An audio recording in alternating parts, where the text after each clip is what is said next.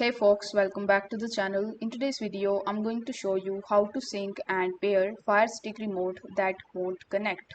So in order to do it, you just have to replace the battery in your remote. For best performance, alkaline batteries are recommended. Then you just have to move your remote closer to your Fire TV device within 10 feet or 3 meters. You can restart your Fire TV by unplugging the device or going to the settings. Once you are on the home screen, you need to press and hold the home button on your remote for 10 seconds. If you have 7 controllers paired, you need to remove one of them before attempting to pair another. Use the Fire TV application to pair your remote. You can download the Fire TV app on your mobile device and follow the instructions in Use the device app to pair your remote.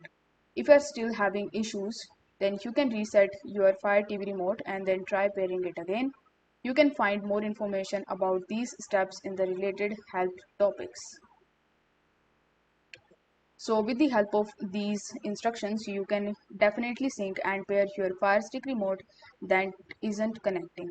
I hope this video was helpful, and if it was, then don't forget to like the video and subscribe to the channel.